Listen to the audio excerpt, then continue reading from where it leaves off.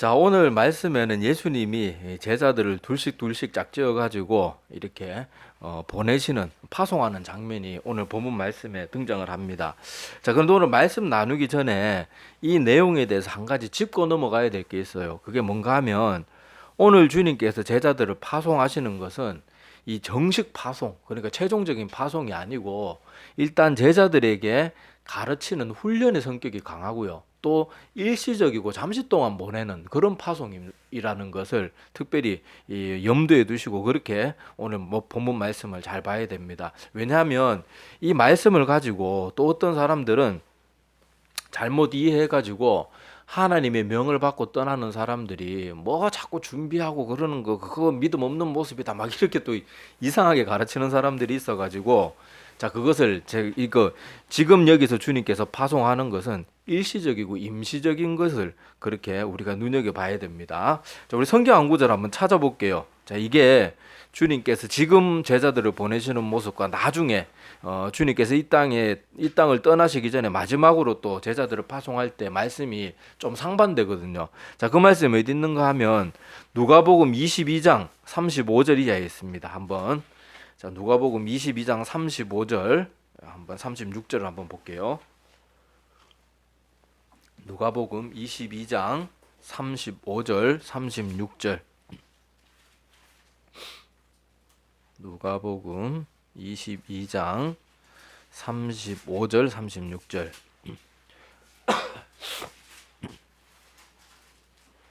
네, 다 찾으셨죠?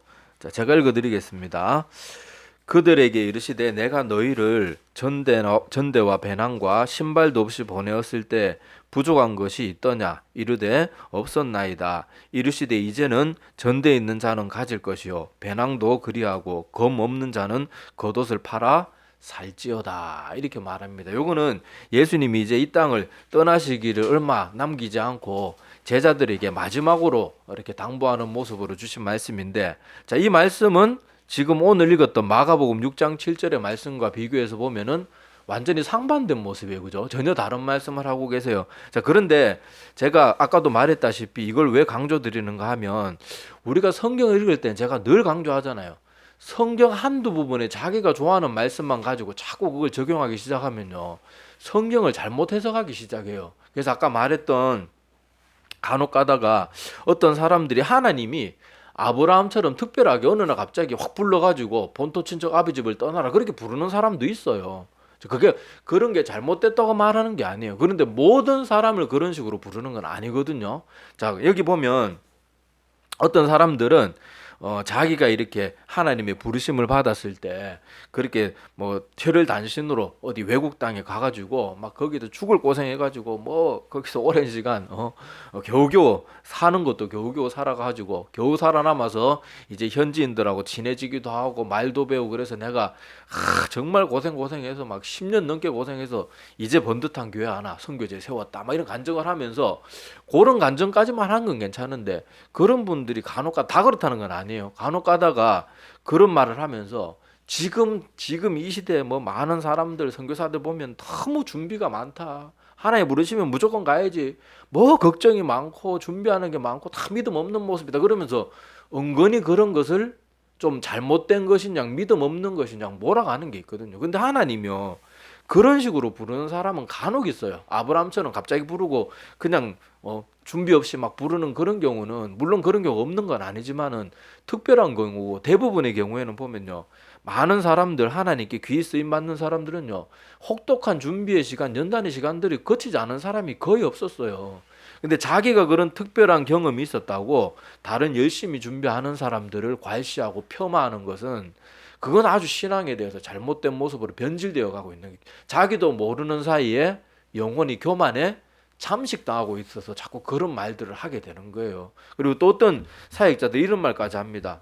어떤 목사들은 보면은 설교 준비하는데 뭐 그렇게 시간을 많이 쏟고 설교문 원고를 잔뜩 준비해가지고 뭘 그렇게 그리고 얼마나 평소 기도 안 하고 성령 충만하지 않으면 설교 준비를 왜 하냐고 막 그렇게 말하면서 강대상에 딱 쓰면 기도 딱 한번 하고 하나님이 주시는 말씀 막 그대로 입에 담아주는 대로 전하는 게 그게 말씀이지 말이야. 뭐 설교문 쓰고 저런 목사들 이상한 목사들이야 막 이렇게 말하면서 약간 치우치는 그런 사람들도 제가 본 적이 있어요. 근데 누가 잘못된 걸까요? 한번 생각해 볼 문제예요. 자, 오늘 여기 말씀에도 보면 분명히 주님께서 지금 보내는 것은 예수님께서 둘씩 짝지어 가지고 권능도 베풀어 주시고 제자들을 훈련시키기 위한 것이었다는 게 아까 누가복음 말씀을 통해서 알 수가 있어요. 자, 누가복음 22장 35절 아까 찾았던 말씀을 보면은 주님께서 이렇게 말하는 장면이 나옵니다. 자, 너희가 전대와 배낭과 신발도 없이 그때 내가 처음 너희들 보냈을 때 아무것도 없이 보냈을 때 너희 뭐 부족한 게 있더냐? 아이고 없었습니다. 저절로 뭐 다 채워지고 뭐 이랬습니다. 뭐 이런 식으로 대답을 했겠죠. 자, 그런데 이것을 통해서 예수님은 뭘 가르쳐 주신 거예요? 너희들이 내가 보내서 떠날 때는 아무 것이 없어도 다 채워지고 내 능력으로 너희들 얼마든지 먹여 살릴 수 있다.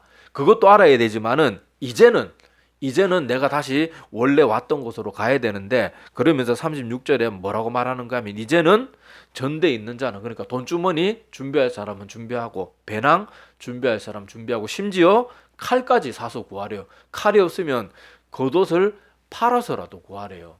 여러분 그 옛날에는 제가 말씀드렸다시피 겉옷은 지금처럼 우리는 옷에 대한 귀중함이 별로 없잖아요. 근데 옛날 사람들은 겉옷이라 그러면요 가난한 사람에겐 거의 전재산 수준이었어요. 그래서 성경에 보면 겉옷을 전당 잡혀가지고 그것을 돈을 빌리고 그러는 것을 보면 지금과 틀리다는 걸 알 수 있을 거예요. 그리고 로마 병정들이 예수님이 십자가에 달려 돌아가실 때 어떻게 해서 예수님의 겉옷 그걸 찢어가지고 서로 나눠 갔잖아요.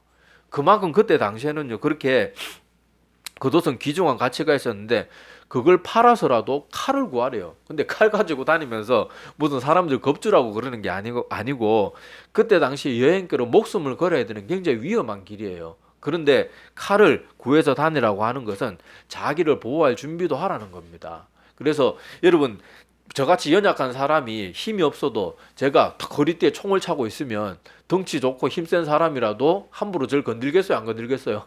못 건드리잖아요. 자, 그런 것처럼 여기서 뭐 그렇다고 예수님이 반드시 너 칼 없으면 여행 떠나지 마라 이런 말씀을 하는 건 아니에요. 그만큼 준비를 하라고 하는 말씀인데 자, 여기서 하여튼 다시 여러분들이 눈여겨봐야 될 것은요.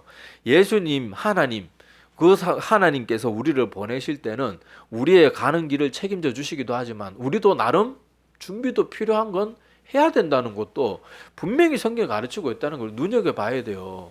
한 번씩 간증 집회나 이런 데 가면은 특별한 체험이 있는 사람들이 열심히 준비하고 그렇게 막 이렇게 철저한 준비를 하는 다른 선교사님들이나 다른 사역자들을 되게 좀 은근히 농담 반 진담 반으로 괄시하고 멸시하고 무시하는 거 보는데 그거 절대로 옳은 모습이 아닙니다. 정말 그 사람이 성령 충만한 사람이라면요 그렇게 함부로 남을 웃기기 위해서라도 그렇게 함부로 말할 수 없어요. 자, 우리가 그걸 조심해야 됩니다. 자, 우리 그래서 우리나라의 선교사님들 한번 생각해 봅시다. 우리나라에 왔던 선교사님들 중에는 훌륭한 분들이 되게 많았어요. 그리고 엘리트 출신들이 굉장히 많았습니다. 자, 그런데 만약에 그 선교사님들이 아까 그런 잘못된 주장을 제가 말하는 건 극히 일부의 잘못된 주장을 하는 사람들이에요. 자, 그런 사람들 주장처럼 뭐 부르시면 뭐 최를 단신 그냥 가서 일단 부딪히고 봐야지 뭐 준비를 하냐. 자, 그런 말대로 그 선교사님들이 조선 땅에 아무것도 없이 파란 눈을 가지고 한국말도 하지도 못하고 아무것도 모르고 한국에 대한 정보도 없이 그냥 무조건 이 땅에 왔다. 먹을 것이 없어가지고 맨날 조선 사람들 그때 우리나라 사람들도 먹고 살기 힘들고 나라 빼앗기고 그래가지고 힘들어 죽겠는데 맨날 그 서양에 덩치는 큰 사람이 와가지고 맨날 먹을 걸 구걸하고 뭐 달라 좀 살려달라 그러면서 그러면 여러분들 그 사람들이 전하는 복음에 힘이 실리겠습니까? 한번 상식적으로 한번 생각해 보세요. 근데 우리나라는요 선교사님들이 어떤 분들이 많이 왔는가 하면 의사, 간호사, 특히 의사 출신의 선교사님들 중에는요 막 농땡이 치다가 막 겨우 의대 졸업하고 갈 데가 없어가지고 선교 좋은 사람들이 아니에요. 의대생들 중에도 엘리트 막 탑을 끊고 그때 당시 그 미국 땅에 남아 있으면은 엘리트의 길을 그냥 충분히 밟을 수 있는 사람들이 이 땅에 와서 얼마 사역하지도 못하고 돌아가신 분들도 많고 그런데 자 그런 사람들이 우리 한국 땅에 와서 어떻게 했습니까?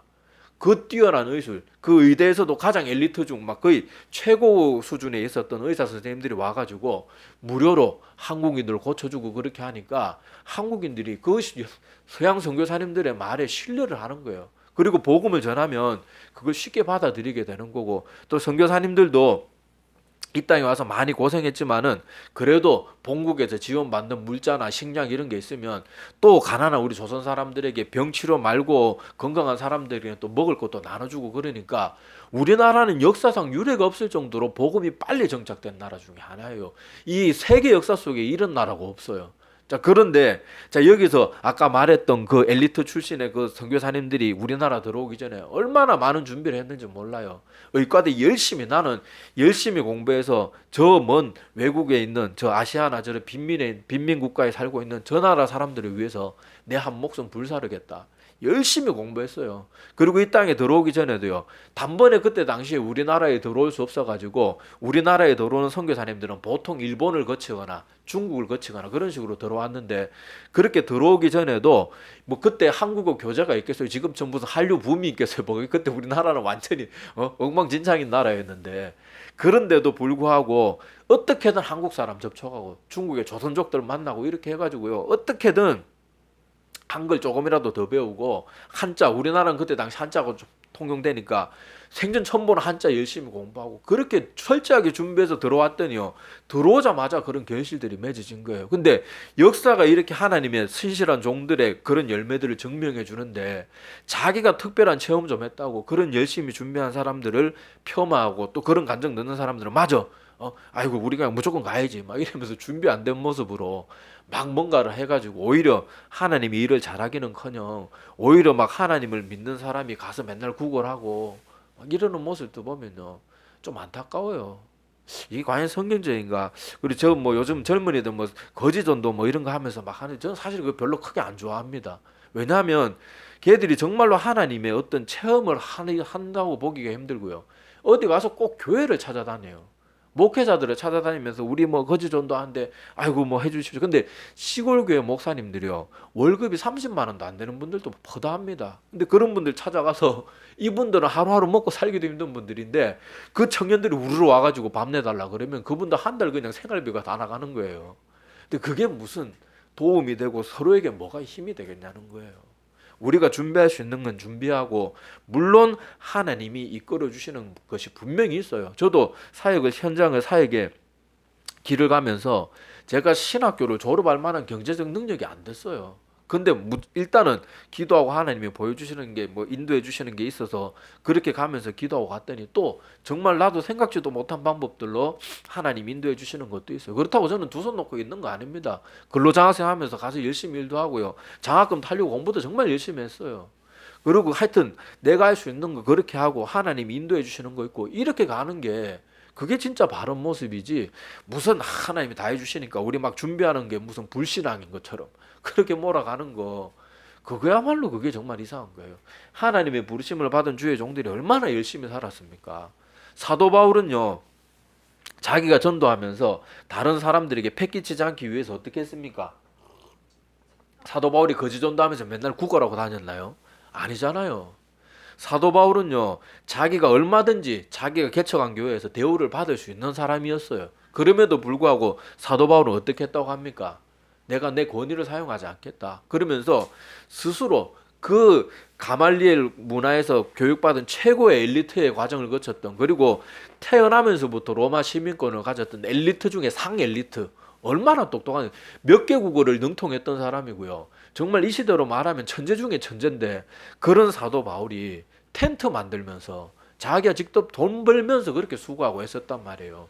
복음 전하기도 바쁠 거고 성도들 오면은 말씀 준비하기도 바쁠 텐데, 그러면서도 패기치지 않기 위해서 그렇게 하루하루 열심히 살았는데, 성경이 이렇게 분명한 증거가 주어지고 있는데 특별한 체험 한두 개 있는 사람들이 그렇게 열심으로 주의 일을 감당하는 사람들을 폄하하는 거, 그리고 또 그런 말을 듣고 아멘 아멘 하면서 자꾸 잘못된 길로 가는 것이 전 정말 너무도 안타까워요. 그래서 저는 정말 좀 자주 말씀드리지만 정말 간절히 바래요. 지금 한국 교회에서 뭐 목회자의 설교든지 간증자들의 설교든지 좋은 것도 많지만은, 그리고 치우친 거 그런 것들에 너무 마음 안 빼앗겼으면 좋겠어요. 내가 하나님의 말씀을 잘 알고 있으면 저 부분은 좋은 말들이 많은데 저 부분은 조금 치우친 것 같구나.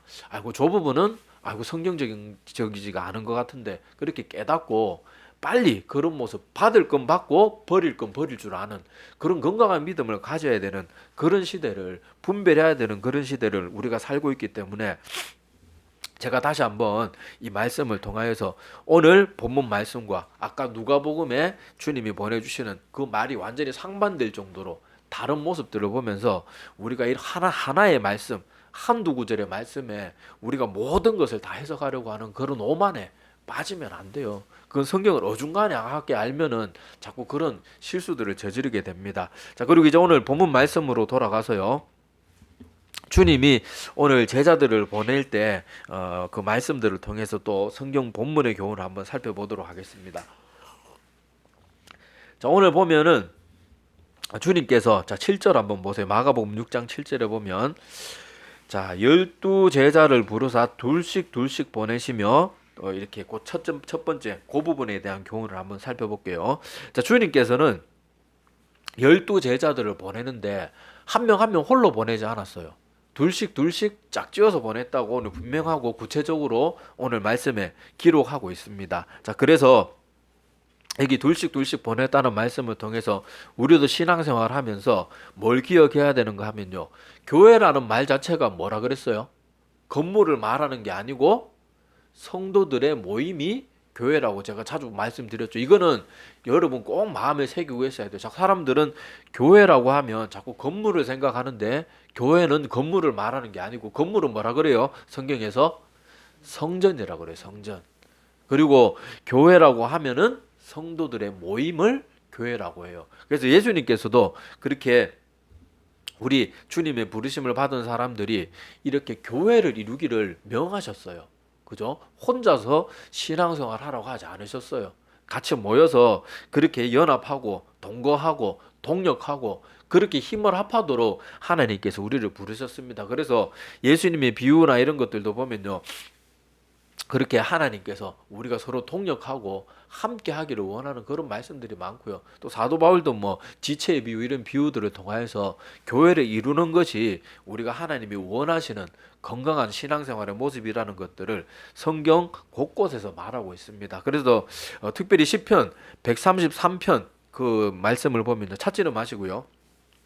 거기 보면 보라 형제가 연합하여 동거함이 어찌 그리 선하고 아름다운고 이렇게 말하고 결론적으로 여호와께서 거기서 복을 명하셨나니 곧 영생이로다 이렇게 말씀을 마치는 그런 시편 짧은 133편의 말씀이 있는데 133편의 주제는 바로 성도의 연합입니다. 성도의 연합, 바로 교회를 말하는 것이겠죠. 자, 그래서 우리도 신앙생활 할 때 이렇게 함께 모여서 주의 일을 감당하는 일에 애를 써야 돼요. 혼자서 뭘 할 수 없어요. 혼자서는 큰 일을 할 수 없습니다. 자, 가령 예를 들어서 자, 성도가 여러 명이 좀 있어야지 그래도 교회 어떤 열심히 일들을 하지. 여러분 속담에도 있듯이 백지장도 맞들면 낫다고 혼자서 모든 걸 다 할 수 없어요. 혼자서 뭐 어떻게 교회 뭐 모든 걸 다 유지하고 어떻게 혼자서 모든 걸 다 할 수 있겠습니까? 그리고 설교를 하면 누가 들어야 될 거 아니에요. 혼자서 설교하고 혼자 듣고 뭐 그런 것도 안 되잖아요. 자, 그것도 그렇고 또 사람이라는 것이 혼자서 할 수 있는 일은 분명한 한계가 있어요. 그런데 몇 사람만 모여도 한 사람이 절대로 할 수는 없는 일들을 연약한 사람이 두세 명만 모이면 강력한 한 사람이 할 수 없는 것도 할 수가 있게 돼요. 자, 그런 것들을 통해서 우리가 꼭 기억해야 되는데 이 말씀과 같이 우리가 성도의 연합을 귀중하게 여기고 예수님께서 제자들을 보낼 때도 한 명 한 명 보낸 게 아니고 짝지어 보내신 것을 보면서 우리도 교회에서 다른 성도들과 연합하는 일에 애를 써야 됩니다. 그런데 교회 생활을 하다가 보면 연합이 좀처럼 잘 안 될 때가 많아요. 자, 성경에 고린도전서 10장 32절 33절에 보면 이런 말씀이 있습니다. 유대인에게나 헬라인에게나 하나님의 교회에나 거치는 자가 되지 말고 나와 같이 모든 일에 모든 사람을 기쁘게 하여 자신의 유익을 구하지 아니하고 많은 사람의 유익을 구하여 그들로 구원을 받게 하라 이렇게 말씀하셨어요. 그러니까 일단 뭐 사람만 모이면 다 교회가 되는 게 아니고 건강한 교회가 되기 위해서는 뭘 하래요?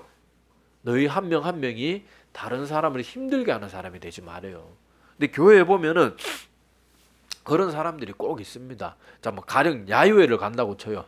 야유회를 간다고 쳤는데 대부분의 성도님들이 다 바다를 가기 원해요. 근데 바다는 무슨 바다야? 산에 가야지. 그러면서 끝까지 오기가지고 지 혼자 고집 펼쳐가지고 그렇게 산에 가서 다들 힘들게 하고 막 나이 많으신 분들은 그 산에 오르지도 못하는데 밑에서 그냥 구경만 하다 차 있다가 오게 만들고 막 이렇게 하는 그런 일들도 있고 한데 뭐 예를 들어서 그렇다는 건데 자, 그런 것처럼 거치는 자가 되어서는 안 돼요. 오히려 내 어떤 의견이 있어도 많은 사람, 정말 진리의 문제가 아니면 많은 사람들이 이걸 원하면 좀 내 의견은 내려놓을 줄도 알아야 돼요. 그래서 거치는 자가 되지 말고 아까 제가 읽었던 고린도전서 10장 33절의 말씀처럼 모든 사람을 기쁘게 하여 자신의 유익을 구하지 말고 많은 사람의 유익을 구하라. 이게 성경의 가르침이에요. 그런데 보면 교회 일은 이상하게도 많은 사람들이 원하는 길로 가는 것보다 목소리 큰 사람 한두 명을 자꾸 따라가는 경향이 많은데 자, 이런 것들은 우리가 조심을 해야 됩니다.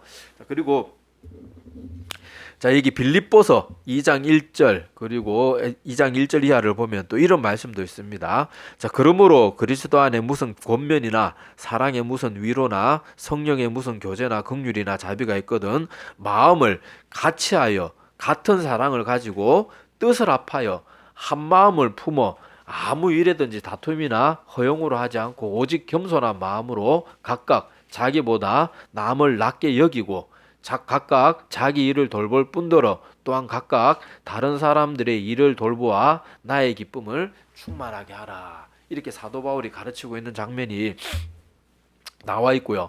또 로마서 15장 1절과 2절에 보면 이런 말씀도 있습니다. 믿음이 강한 우리는 마땅히 믿음이 약한 자의 약점을 담당하고 자기를 기쁘게 하지 아니할 것이라. 우리 각 사람이 이웃을 기쁘게 하되 선을 이루고 덕을 세우도록 할지니라. 자, 이렇게 여기서도 가르치고 있습니다. 자, 그래서 이 성경의 여러 가르침들을 보면요. 이 성도의 연합 그리고 서로가 서로를 위해서 양보해 줄 줄 알고 하나 되는 것이 중요해요. 그리고 예수님이 오늘 제자를 파송할 때도 바로 그런 모습들을 보여주고 있는 거예요. 사람이 혼자서 하는 것보다 서로가 힘을 합하면 많은 걸 감당할 수 있어요. 자, 제가 뭐 한 번씩 예로 드는 이야기지만은 자, 성격이 조금 대범한데 꼼꼼하지 못한 사람들이 있어요. 막 일은 잘 버리는데 수습이 안 되는 분들이 있어요. 자, 그런데 반면에 저는 그런 스타일은 아니고 저는 약간 좀 소심한 스타일인데 자, 어떤 사람은 또 매사 소심해가지고 일을 저지르질 못해요. 꼼꼼하기만 하고 뭐 아무것도 잘 못하고 그러는데 자, 그런 사람들 각자 떼어놓으면요 이 맨날 일만 버리고 수습 안 되는 사람은 맨날 일만 버려놓고 돈만 날리고 아무것도 수습이 안 되는 거예요. 그런데 또 약간 소심하고 매사에 신중한 사람은요 일을 버리지를 못하니까 뭔가 하면 꼼꼼하게 잘하긴 하는데 일 자체에 시도 못해가지고 아무것도 안 되는 거예요. 그런데 교회 내에서 그 두 종류의 사람이 만나면 어떻게 되겠어요? 대범한 사람이 잘못 그 소심한 사람들이 맨날 계산만 하고 아무것도 못 하고 있는 거 보고 야 뭐해 야 내가 총대 맬 테니까 따라와 그래놓고 하면은 소심하고 약간 그런 꼼꼼한 사람들이 죽는 소리 하면서 그래도 뒷수습 다 해가면서 결국은 일이 되는 거예요. 그런 것처럼 한 명 한 명이 있으면 뭔가 일이 잘 안 되지만 힘을 합하면 그 단점 있는 사람들의 단점이 힘을 합해가지고 뭔가 해내게 되는 거예요. 그래서 이 하나님께서는 우리 인간은 다 장단점이 있고요. 다 부족한 게 있고 잘하는 게 있고 다 그런 것을 알고 계시기 때문에 하나님께서 우리 사람들에게 서로 연합하고 동거하고 특히 동역할 것을 주님께서 계속해서 가르치고 있는 것을 오늘 말씀을 통해서 한번 또 눈여겨봤으면 좋겠습니다. 자, 그래서 사도 바울도 여러분 사도행전에 보면은 그 전도 여행할 때 혼자서 합니까? 안 하잖아요. 혼자 어디 가더라도 거기서 동역자들 만들고 그리고 함께 힘을 합한 사람들하고 팀을 이루어서 사역을 하고 그러는 모습들도 사도 바울에게서 여러 번 그렇게 볼 수가 있는데 이런 것들을 기억했으면 좋겠습니다. 자, 오늘 이 첫 번째 교훈을 정리하는 듯한 말씀이 전도서에 나와 있어요. 자, 전도서 4장 9절 요걸 한번 찾아봅시다. 전도서 4장 9절에서 12절입니다.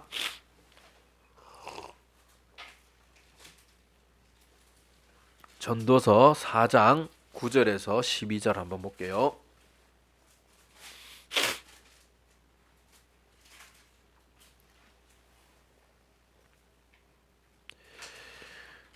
전도서 4장 9절에서 12절. 자, 다 찾으셨죠? 자, 전도서 4장 9절에서 12절. 네. 자, 제가 읽어 드릴 테니까 눈으로 한번 보시기 바랍니다. 자, 두 사람이 한 사람보다 나음은 그들이 수고함으로 좋은 상을 얻을 것임이라. 혹시 그들이 넘어지면 하나가 그 동물을 붙들어 일으키려니와 홀로 있어 넘어지고 붙들어 일으킬 자가 없는 자에게는 화가 있으리라. 또 두 사람이 함께 누우면 따뜻하거니와 한 사람이면 어찌 따뜻하랴. 한 사람이면 패하겠거니와 두 사람이면 맞설 수 있나니 세 겹줄은 쉽게 끊어지지 아니하느니라. 자, 오늘 이 말씀이 꼭 오늘 지금까지 제가 잠깐 언급해 드렸던 첫 번째 교훈에 대한 정리와 같은 그런 말씀이에요. 자, 여기서도 보면 알 수 있듯이, 자, 우리가 교회에서 성도가 함께 그렇게 공동체를 이루면요, 힘든 일이 있을 때는 다른 사람이 같이 위로해줘 가지고 그 힘든 것을 나누어 짊어질 수가 있어요. 그리고 여러분 막 정말 기쁜 일이 있는데 아무에게도 말할 데가 없다. 그러면 얼마나 답답하겠어요. 그런데 기쁜 일이 있을 때 또 함께 기뻐해야 될 사람들하고 같이 하면요, 기분이 더 좋아지는 거예요. 그리고 또 내가 사랑하는 사람이 잘 되면 나도 기분 좋잖아요. 그러니까 기쁨이 배가가 되는 거예요. 그래, 그런 말 있잖아요. 슬픔은 나누면 반이 되고 기쁨은 나누면 배가 된다. 이 성도에게 그리고 교회 내에서도 이런 원리가 하나님이 이미 우리 인간들에게 다 가르쳐주고 있는 원리예요. 그리고 특별히 제가 여러분 오늘 전도서 이 말씀을 여러분 찾아서 같이 읽은 이유가 뭔가 하면, 이게 특별히 우리가 눈여겨봐야 될 게 뭔가 하면, 우리가 연약한 인간이기 때문에요, 신앙생활을 날마다 잘할 수 없어요. 잘할 수가 없어요. 때로는 심각한 의문이나 질문에 빠져가지고 믿음이 정말 송두리째 막 뿌리째 뽑힐 듯이 흔들릴 때가 있단 말이에요. 그럴 때 혼자만 있으면요, 계속 안 좋은 생각만 나고 결국은 믿음을 잃어버리는 경우가 많아요.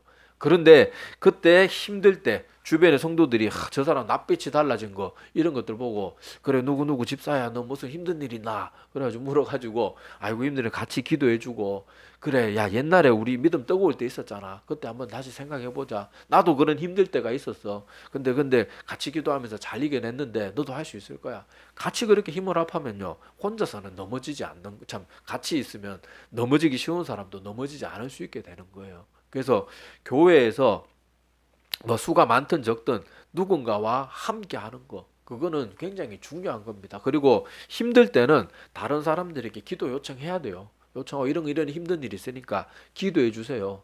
저는 제가 그런 거 잘 못하는 성격인데 그래도 해야 됩니다. 같이 기도해 달라고 그러고 애를 쓰고 그렇게 해서 힘든 거는 어떻게든 이겨 나가기 위해서 그렇게 애를 써야 되고, 또 내 주변에 힘들어하는 사람이 있으면 도와주면 좋잖아요. 그리고 내가 지금 아픔을 겪고 있을 때 그 아픔의 그 경험들이요, 똑같은 아픔을 겪는 사람들에게 힘이 되어 줄 수 있어요. 제가 사역하면서 많이 느꼈던 게 뭔가 하면, 저는 성경에 대한 의문들이 되게 많았어요. 분명히 성경의 내용을 알긴 아는데 뭔가 해석이 이상하고 뭔가 답답한 게 있고, 저건 아닌 것 같은데 그런 게 있는데, 그런 것들에 내가 많이 고민하고 막 혼자 뭐 책 보고 이것저것 연구하면서 했던 것들이요, 나만 그런 의문을 가지고 있는 줄 알았는데 사역해 보니까 절 찾아오는 청년들이나 뭐 10년이 지났는데 전화 와가지고 뜬금없이 내가 품었던 그 똑같은 질문도 하는 친구들을 보면서, 아, 그때 하나님이 나에게 그렇게 답답하고 힘들고 막 갈급한 마음을 주셨던 게 이런 사람들에게 도움이 되라고 그런 갈급함을 주시고, 내 스스로 찾아 해결해가지고 마음에 깊이 새기도록 그 아픔의 시간들, 그 의심의 시간들, 막 흔들리는 시간들, 그런 것들을 허락해 줬는가 보다, 그건 느낄 때가 있거든요. 자, 그래서 내가 지금 힘든 시간들을 보낼 때 이 힘든 시간들을 잘 이겨내고 나면요, 똑같은 힘든 일을 겪는 사람들 우리 인생 가운데 만날 수 있어요. 근데 여러분 그런 거 있잖아요. 건강한 사람이 암 환자한테 가가지고 아이고 힘내 밥 잘 챙겨 먹고 뭐 이래서 그렇게 위로하는 것보다요, 말기 암을 겪었다가 거기에서 막 정말 살아나고 지금 완치 판정을 받은 사람이 그 사람 앞에 가서 위로하면 어때요? 더 말이 신뢰가 되고 진짜 위로가 되는 거고, 또 뭔가 생활에서도 뭔가 더 탁탁 그렇게 찝어주는 뭔가 속 시원한 그런 노하우도 있을 것이고, 자, 그러는 것들이 있기 때문에 지금 아픔에만 주목하지 말고 내가 지금 이 아픔이 또 누군가의 걸음이 될지도 모른다. 그리고 성경에도 보면 나오듯이 아픔의 시간들이 지나고 나면 또 정금같이 연단되기도 하는 그런 시간이 될 수도 있어요. 자, 그래서 오늘 우리가 이렇게 성도들이 힘을 합하면요, 이렇게 많은 부분에서 서로 힘이 되어 주기도 하고, 또 짐을 같이 덜어 주기도 하고, 또 혼자 있으면 넘어질 수밖에 없는 상황 가운데서도 서로 붙잡아 줘서 신앙생활이 더 잘 되기도 하고, 그러는 일들이 있습니다. 자, 그래서 오늘은 여기까지 말씀을 나누고요. 다음 시간에는 또 다른 교훈들을 볼 텐데, 자, 하여튼 오늘 말씀을 정리하자 그러면, 자, 오늘 예수님이 제자들을 파송할 때 분명히 상반된 두 번의 말씀을 하셨어요. 첫 번째 파송은 어디까지나 임시적인 파송이고, 그리고 잠깐 동안의 일시적인 그런 사역일 뿐이고, 또 훈련의 성격이 강한 그런 파송이었기 때문에, 요렇게 주님께서 아무것도 가지고 가지 마라, 뭐 준비해서 가지 마라, 뭐 그런 말들을 하셨지, 우리가 모든 삶을 이렇게 살아라는 건 아니에요. 그래서 성경 말씀을 알되 이곳 저곳을 골고루 잘 알아야 돼요. 그래서 예수님이 아까 누가복음 22장 그때 읽어본 것처럼, 나중에 예수님이 이 땅을 떠나시기 전에 마지막으로 제자들에게 당부할 때는 너희들이 철저하게 준비해야 된다. 전대에 있는 자는 가져라. 그러니까 돈도 물질도 충분히 가져야 되고요. 배낭을 준비하라는 건 뭐겠어요? 빈 가방만 들고 가는 말 아니잖아요.